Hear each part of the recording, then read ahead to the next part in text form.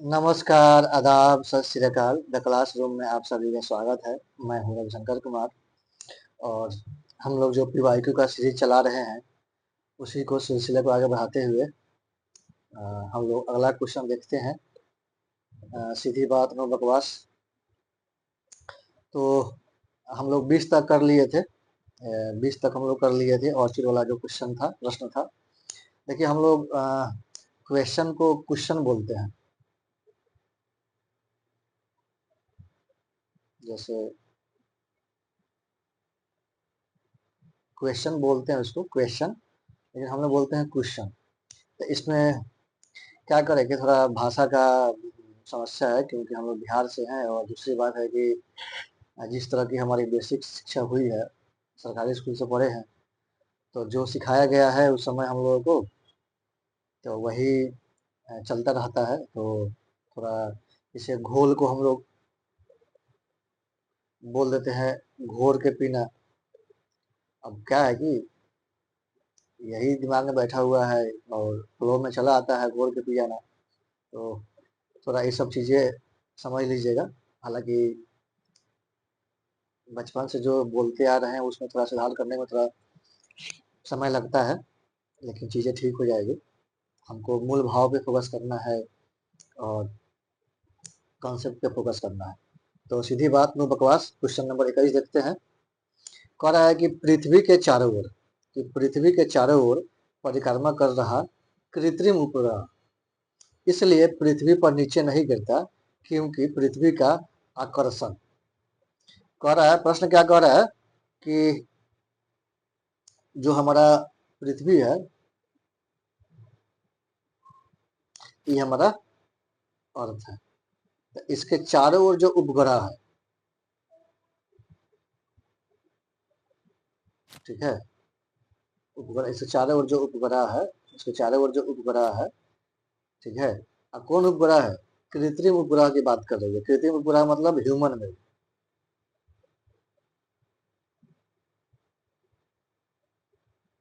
Human made मतलब मानव निर्मित। मानव निर्मित उपग्रह की बात हो रही है कि पृथ्वी के चारों ओर, जब पृथ्वी चक्कर लगाती है, घूमती है अपने अर्थ पर, तो कि कृत्रिम उपग्रह पृथ्वी पर, हाँ, पृथ्वी के चारों ओर परिक्रमा कर रहा, पृथ्वी का परिक्रमा कर रहा है कृत्रिम उपग्रह, इसलिए पृथ्वी पर नीचे नहीं गिरता है। क्योंकि पृथ्वी का जो उपग्रह पृथ्वी पर परिक्रमा कर रहा है, वो पृथ्वी पर नीचे क्यों नहीं गिरता है? उसका कारण क्या है? तब दिया हुआ क्योंकि पृथ्वी का आकर्षण, जो आकर्षण के संबंध में जो कथन है उस पर चर्चा करना है। तो इसलिए नहीं गिरता है क्योंकि पृथ्वी का आकर्षण उतनी दूरी पर अस्तित्वहीन होता है। अस्तित्वहीन होता है मतलब कि वहां पे एग्जिस्टेंस नहीं करता है, उसका वहां पे अस्तित्व नहीं है, प्रभाव नहीं है उसका वहां पे, ठीक है। तो ये कथन कह रहा है। तो अब हम लोग को देखना है कि सही है कि गलत है। तो कह रहा है कि उतनी दूरी पर प्रभाव नहीं है। अगर यहाँ पे अगर इसका प्रभाव नहीं रहता तो सीधे यह अंतरिक्ष में निकल जाता, सीधे यह स्पेस में चला जाता, अंतरिक्ष में चला जाता। अगर इसका पृथ्वी का जो आकर्षण है, आकर्षण मतलब गुरुत्वाकर्षण बल का बात हो रही है। किसकी बात हो रही है? गुरुत्वा ग्रेविटेशनल फोर्स बोलते हैं इसको। तो उतनी दूरी पर अस्तित्वहीन होता है? नहीं, उसका प्रभाव होता है। अगर प्रभाव नहीं होता तो यह क्या होता है? अंतरिक्ष में चला जाता है। इसी का प्रभाव है कि यहाँ पे यह टिका हुआ है, पृथ्वी इसको अपनी ओर खींचती है, ठीक है। आप रस्सी में अगर किसी वस्तु को बांध करके इसे घुमाया जाए, तो वस्तु क्या होती है? चक्कर लगाती रहती है, ठीक है। तो रस्सी क्या होता है ना कि जितना उसकी लंबाई होती है ना, वहां तक वो चक्कर लगाते रहता है, ठीक है। उससे आगे नहीं जा पाता है। क्यों? वह जाना चाहता है लेकिन पृथ्वी उसको खींचती है उसको। मान लेते हैं ना कि रस्सी है, इसको हम घुमा रहे हैं। तो इसे मान लेते हैं कोई वस्तु है, रस्सी है, इसको घुमा रहे हैं। तो ये ऐसे ऐसे करके इसे ऐसे घूम रही है, ठीक है। तो इसका रस्सी का जितना चौड़ाई है उतना चौड़ाई में घूमती रहती है, लेकिन जो रस्सी बीच में खींचता है ना, वही पृथ्वी भी खींचने का काम करती है। जिस तरह रस्सी उस ईंट को या पत्थर को या किसी वस्तु को खींचता रहता है, वो आगे नहीं भागने देता है, तो उसी तरह पृथ्वी भी किसी वस्तु को अपनी ओर खींचते रहती है। तो जो कृत्रिम उपग्रह है, पृथ्वी के चारों ओर परिक्रमा करते रहते हैं और पृथ्वी उसको अपने ओर खींचती रहती है, तो उसका प्रभाव है तभी तो वो खिंचाव हो रहा है। ठीक है, तो पृथ्वी जो है ना, जो गुरुत्वाकर्षण बल है उसको दिशा देते रहता है। ठीक है, तो उसका प्रभाव सीधा से मतलब है कि उतनी दूरी पर अस्तित्वहीन होता है, गलत बात है, बल्कि उसका एग्जिस्टेंस होता है, उसका प्रभाव होता है, इसलिए यह कथन कभी हो जाएगा, गलत हो जाएगा। चंद्रमा के आकर्षण से निष्क्रिय हो जाता है, चंद्रमा के आकर्षण से निष्क्रिय हो जाता है। अगर चंद्रमा के आकर्षण से पृथ्वी का आकर्षण अगर निष्क्रिय हो जाए तो भी फिर भी कहाँ चल जाएगा, सीधे स्पेस में चल जाएगा, सीधे अंतरिक्ष में चल जाएगा। और दूसरी बात कि अगर पृथ्वी का माने अर्थ का और मून का दोनों का अगर काट देगा तो पृथ्वी पर गिर सकती है, लेकिन पृथ्वी पर गिर नहीं रही है, तो यह क्या होगा, निष्क्रिय नहीं है। और एक बात और देखा जाए कि चंद्रमा का जो गुरुत्वाकर्षण बल है पृथ्वी के गुरुत्वाकर्षण बल का 1/6 भाग होता है, 1/6 भाग होता है, तो यह भी क्या हो जाएगा, गलत हो जाएगा। दूसरी बात देखिए, बस आपको थोड़ा सा एनालिसिस करना है, थोड़ा सा बस ढंग से प्रश्न को पढ़ना है, आराम से हो जाएगा। ठीक है, थोड़ा सा दिमाग लगाना है। उसकी नियमित चाल के लिए, उसके नियमित चाल के लिए आवश्यक गति प्रदान करता है। जो गुरुत्वाकर्षण बल है ना, गति प्रदान नहीं करता है, क्या प्रदान करता है, दिशा प्रदान करता है। गुरुत्वाकर्षण बल गति कैसे प्रदान कर सकता है भाई, तो दूसरी बात सोचने वाले की भाई गति कहाँ से मिलती है फिर तो उसको जब अंतरिक्ष में भेजना होता है, जब पृथ्वी में भेजना होता है, सॉरी पृथ्वी में भेजना होता है, तो रॉकेट के माध्यम से भेजते हैं। तो रॉकेट में क्या होता है कि स्पीड होता है, तो वही स्पीड के कारण वह पृथ्वी के चारों ओर क्या होती है, घूमती रहती है। तो गुरुत्वाकर्षण गुरुत्वाकर्षण बल का केवल काम होता है दिशा देना, कि दिशा उसका देते रहे उसको, कि वो अपने चारों ओर घूमते रहेगा।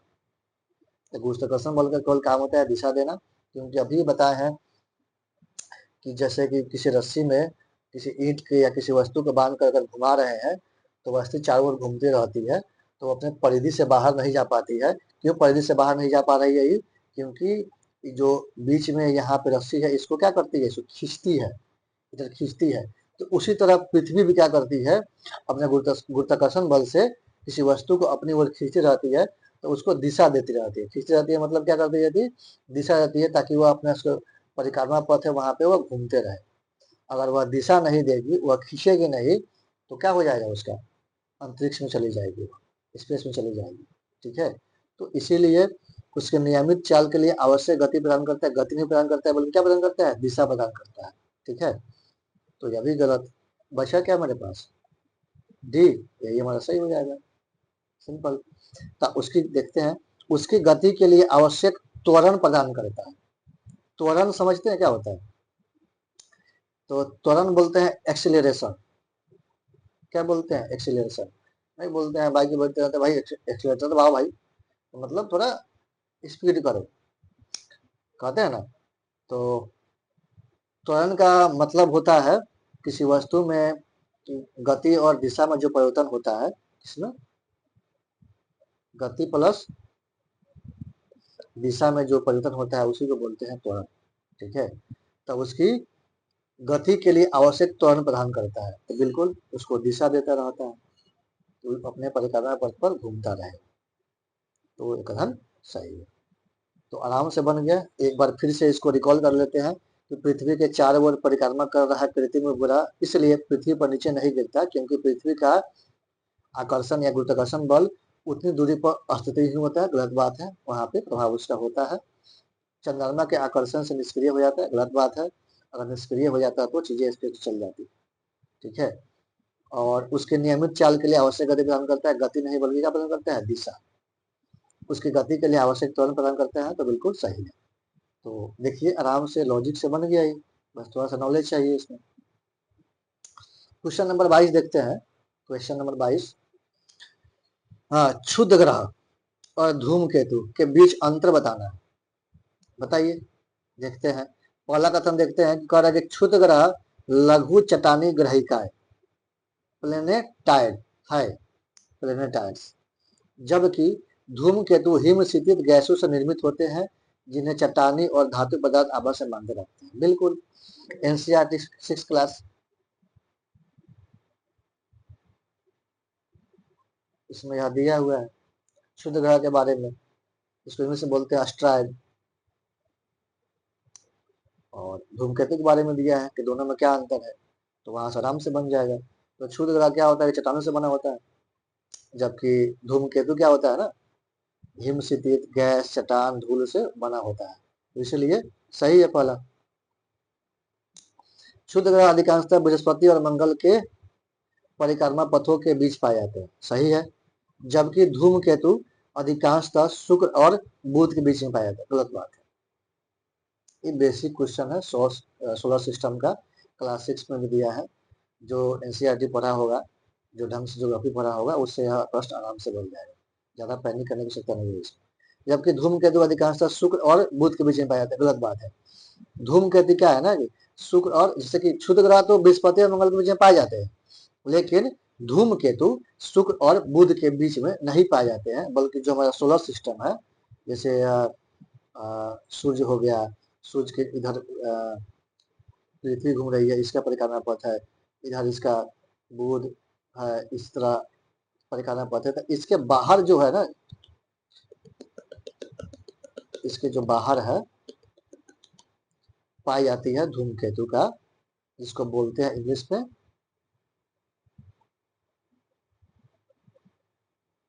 कुइपर बेल्ट बोलते हैं, ठीक है। तो यह कथन गलत हो गया। तो यहां तक तो सही था, यहां तक तो सही था, लेकिन यहां से क्या किया, बदल दिया। इसलिए प्रश्न को ध्यान से पढ़ना चाहिए। तीसरा कह रहा है, तो इसमें हम जान गए दूसरा गलत है, दूसरा इसमें भी है, दूसरा इसमें भी है, तो यह नहीं होगा, यह नहीं होगा। आप जानते हैं कि पहला सही है, तो पहला किस केवल इसी में है, तो इसलिए आंसर भी।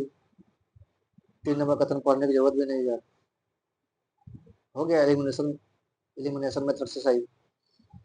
तो कह रहा है, पढ़ते हैं कथन कि धूमकेतु गोचर दीप्तिमान पूंछ दर्शाते हैं, जबकि क्षुद्र ग्रह यह नहीं दर्शाते हैं। गोचर का मतलब कभी होता है, इंग्लिश में बोलते हैं परसेप्टिबल, नहीं बोलते हैं दृष्टि गोचर हुआ है, सुने हैं उनका दृष्टि गोचर हुआ, मतलब दिखाई दी हुआ है, घूमते रहता है, विचरते रहता है। धूमकेतु गोचर दीप्तिमान पूंछ दर्शाते हैं। देखिए धूमकेतु जब भी जाइएगा, तो जैसे धूमकेतु है ना, उसके पीछे क्या होता है ना, धूल टाइप का चमकता हुआ पार दिखाई देता होगा, पूछल तारा दिखते होंगे, पूछ से धूमकेतु जमता हुआ। तो सूर्य की जब रोशनी पड़ती है इस पर, तो हिम क्या होता है, तेजी से पिघल जाता है। और जानते हैं कि धूमकेतु बना हुआ है धूलकणों से, तो गैस बन जाता है, धूलकण पर पड़ता है सूर्य की रोशनी, तो चमकीला टाइप का वह दिखने लगता है वह। तो इसीलिए धूमकेतु गोचर दीप्तिमान पूछ दर्शाते हैं, जबकि क्षुद्र ग्रह नहीं दर्शाते हैं। बिल्कुल सही है, क्षुद्र ग्रह में नहीं दिखने को मिलती है, यह सही है। और नहीं भी पढ़ते हैं तो फिर भी आपका आंसर मिल गया, तो आराम से यह बन जाएगा। थोड़ा आसान था, बेसिक था इसमें। 23 देखिए क्वेश्चन नंबर, कह रहा है कि उत्तरी गोलार्ध की तुलना में दक्षिणी गोलार्ध में पश्चिमी पवन अधिक सशक्त और अस्थायी होती है। देखते हैं कारण क्या है इसका। सबसे पहले जानने की उत्तरी गोलार्ध होता है क्या, ये तो जानते हैं ना भाई, जब आप तैयारी कर रहे हैं सिविल सर्विस का तो जानते ही। ये हमारा पृथ्वी हो गया, ये हमारा क्या होगा, इक्वेटर, इंग्लिश में बोलते हैं भूमध्य रेखा। तो ऊपर वाला पार्ट क्या हो जाएगा, यहाँ नॉर्थ, यहाँ साउथ। तो ऊपर में हो इसलिए बोलते हैं उत्तरी गोलार्ध, नीचे में है इसलिए बोलते हैं दक्षिणी गोलार्ध। तो 0 डिग्री के ऊपर वाला जो पार्ट होता है, ऊपर वाला जो भाग होता है, उसको बोलते हैं उत्तरी गोलार्ध, और नीचे वाले को बोलते हैं दक्षिणी गोलार्ध। तो बोल रहा है कि उत्तरी गोलार्ध की तुलना में दक्षिणी गोलार्ध में पश्चिमी पवन, वेस्टर्लीज की बात बोल रही है, यहाँ पर लिखा होगा वेस्टर्लीज, अधिक सशक्त होता है, बहुत मजबूत होता है, अस्थायी होता है। क्यों, कारण बताना है, चलिए देखते हैं। तो उत्तरी गोलार्ध की तुलना में दक्षिणी गोलार्ध में भूखंड कम है, बिल्कुल सही है। आज जब पढ़े होंगे महाद्वीप और महासागर के वितरण के बारे में जानते होंगे, जो 6 की 7 क्लास में पढ़ना है, एनसीईआरटी में 6 में पढ़ना है साथ, तो पढ़िएगा तो हमें मालूम पड़ेगा कि आपको कि जो, अगर ये हमारा पृथ्वी है, तो पृथ्वी का जो ये हमारा इक्वेटर वाला पार्ट हो गया, तो ऊपरी वाले भागों में क्या है ना कि महादेश ज्यादा है, महाद्वीप ज्यादा है, और नीचे वाले भागों में क्या है कि महासागर ज्यादा है। तो वही कह रहा है कि उत्तरी गोलार्ध की तुलना में दक्षिणी गोलार्ध में भूखंड कम है। तो इससे क्या मतलब भूखंड कम है? तो भैया ये तो बात सही है ना कि भूखंड कम है, तो यह कथन सही है। लेकिन इससे पश्चिमी पवन अधिक शुष्क अस्थायी क्यों होती है? इसलिए क्योंकि महाद्वीप यहाँ दक्षिण गोलार्ध में कम है, इसलिए हवाओं का कोई रोक टोक नहीं होता है। समुद्र से उसको नमी मिलती रहती है और उसका चाल बढ़ता रहता है। इसलिए देखते होंगे कि नीचे वाले जो क्षेत्र होते हैं कम से कम 30 से 7 डिग्री के रेंजों में, ठीक है, वहां पे एक पवन चलती है, पछुआ पवन, जिसको दक्षिण गोलार्ध में बोलते हैं गरस्ता चालीसा, गरस्ता चालीसा, चिकता, साठा, इस तरह का मतलब सुने होंगे कथन, आगे मिलेगा आपको, ठीक है। तो पहला कथन सही है। तो उत्तरी गोलार्ध कथन 2 देखते हैं। उत्तरी गोलार्ध की तुलना में दक्षिणी गोलार्ध में कोरियालिस बल अधिक होता है। कोरियालिस बल चाहे उत्तरी गोलार्ध में भी बराबर होता है और दक्षिणी गोलार्ध में भी बराबर होता है। तो यह कथन आपका क्या हो गया? गलत हो गया। यह बेसिक है, एनसीईआरटी में दिया है कोरियालिस बल के बारे में। तो भाई एक बार जान लेते हैं कि कोरियालिस बल होता क्या है। अच्छा एक बार यह भी देख लीजिए,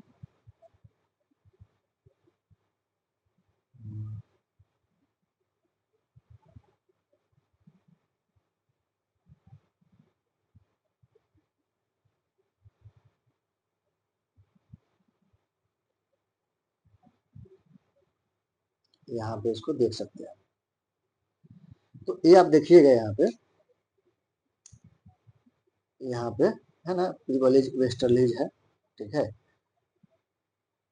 तो यहाँ पे भी है प्रिविलेज वेस्टर्लीज। तो देखिए 35 से 60 डिग्री के बीच में चलती है ये सब हवा, पछुआ पवन चलती है, ठीक है। तो अब देखिए कोरियालिस बल क्या है ना, कोरियालिस बल क्या है कि पृथ्वी के घूर्णन के कारण इसकी उत्पत्ति हुई है। पृथ्वी क्या करती है कि पश्चिम से पूरब की ओर, पश्चिम से पूरब की ओर घूमती रहती है। पृथ्वी ऐसे क्या करती है? घूम रही है पश्चिम से पूरब की ओर उसका। तो जब पश्चिम की ओर पूरब से ओर घूमती है ना, तो एक तरह का आभासी बल जनरेट होता है जिसे बोलते हैं कोरियालिस बल। क्या बोलते हैं?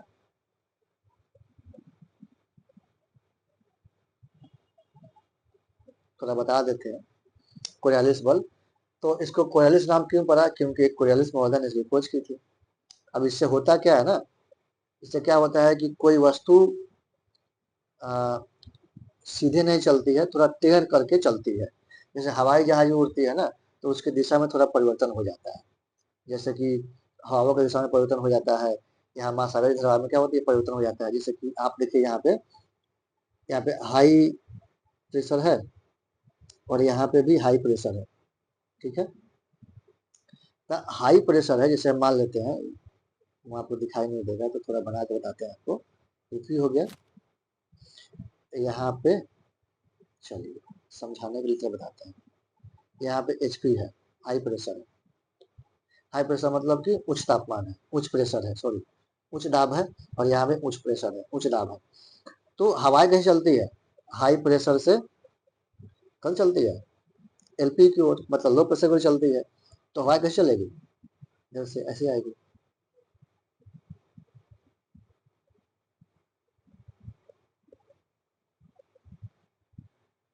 लेकिन जो कोरियालिस बल है उसके कारण क्या करती है? हवाएं मुड़ जाती है। तो देखिए यहाँ पे हवाएं मुड़ गई है थोड़ा सा, मुड़ गई है ना, यहाँ पे देखिए मुड़ गई है, सीधे ना जगह क्या कर दिया? मुड़ जाती है। तो यह जो मुड़न होता है कोरियालिस बल के कारण होता है।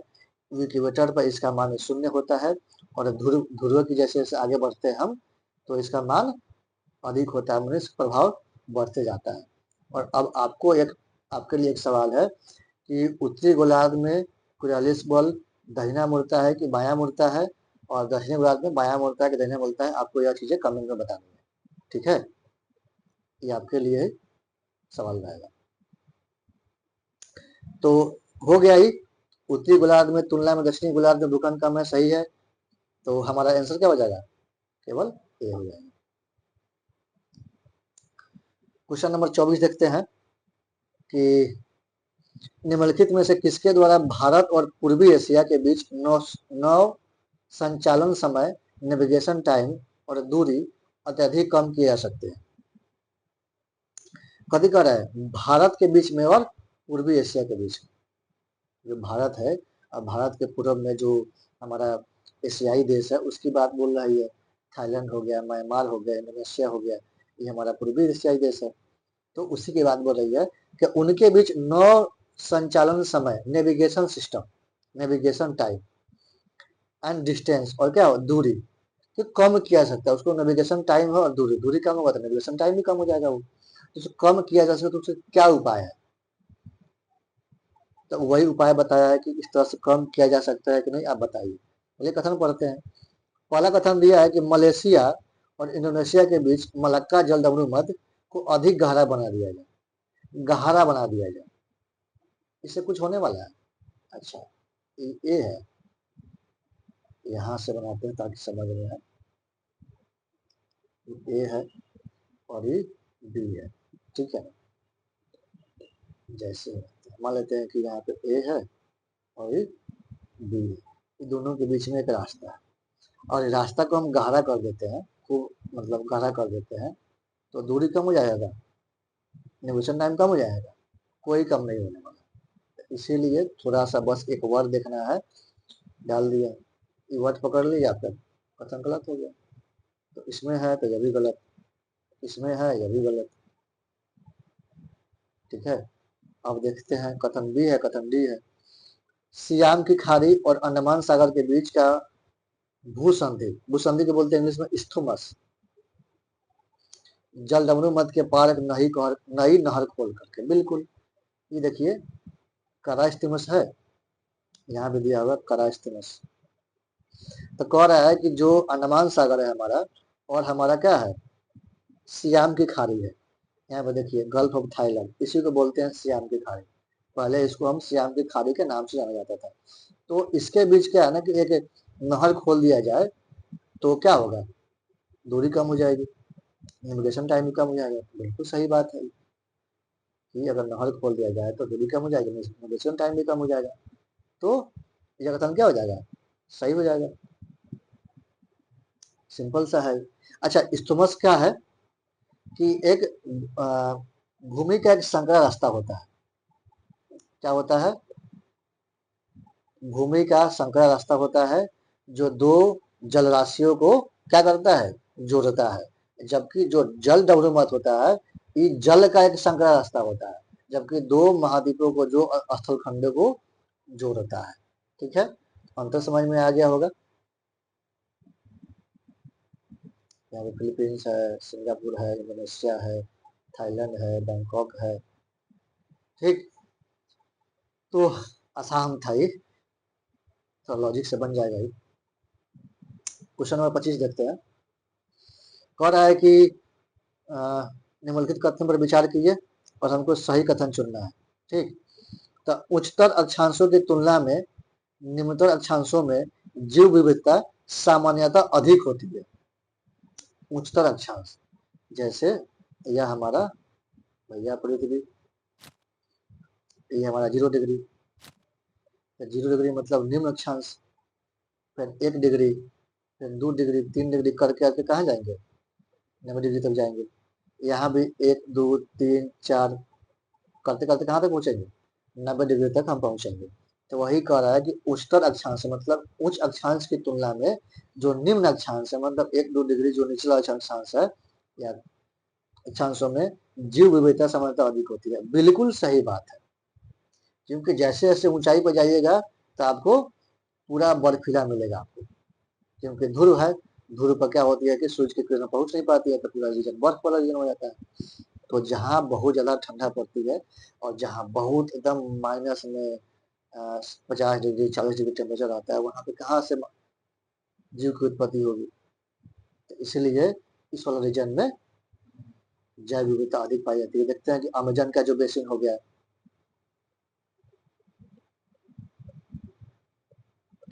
या कांगो बेसिन हो गया, ये सब कहाँ पाई जाती है, 5 से 10 डिग्री अक्षांशों के बीच में ही पाई जाती है। और यहाँ पे क्या है, जैव विविधता एकदम भरपूर मात्रा में है।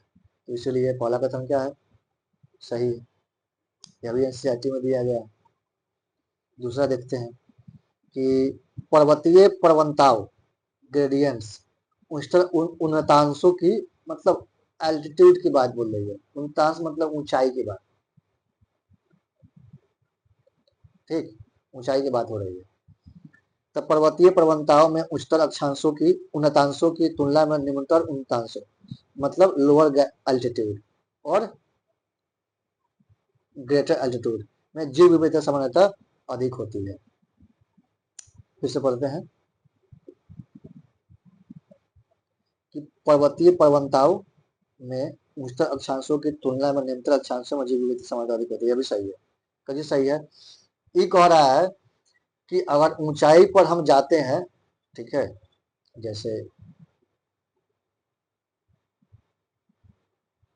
ये हमारा कोई पहाड़ है, ठीक है, तो यहाँ से हम चीजें देखते हैं, ऐसे देखते हैं। तो धीरे धीरे जब ऊंचाई बढ़ती जाती है, इसकी ऊंचाई बढ़ रही है, ठीक है, तो यहाँ पे क्या है कि जनसंख्या ज्यादा होगी, जीव विविधता ज्यादा होगा, ठीक है। लेकिन जैसे जैसे ऊंचाई जाती जाएगी तो जीव विविधता में कमी आती है। आप देखते हैं कि जो बहुत ऊंची जगह पे होती है वहां पे जीव विविधता कम पाई जाती है। लेकिन जो जैसे जैसे जो निचाई भाग होता है, नीचे वाला जो कम ऊंचा होता है, वहां पे जीव विविधता अधिक होती है। आप खुद देखे होंगे आंखों से, या कभी घूमने होंगे, मसूरी वगैरह गए होंगे घूमने, या इसका अनुभव रहा होगा, ठीक है। तो बहुत आसान क्वेश्चन है, बेसिक है, बेसिक जानकारी पर क्वेश्चन पूछा गया है, ठीक है। लेकिन जैसे जैसे आगे बढ़िएगा तो आपका लेवल हार्ड होता जाएगा, लेवल धीरे धीरे ऊपर से बढ़ा रही है। तो दूसरा भी कथन सही है, तो पहला सही है, सॉरी, तो पहला भी सही है, दूसरा भी सही है, तो हमारा सी कथन सही हो जाएगा, बोथ 1 एंड 2 दोनों। तो लॉजिक से, इलिमिनेशन से, थोड़ा नॉलेज से, आराम से बेसिक जानकारी चाहिए और चीजें बन जाती है, इलिमिनेशन कर लेते हैं। तो ठीक है, हंसते रहिए, मुस्कुराते रहिए और देखते रहिए द क्लास।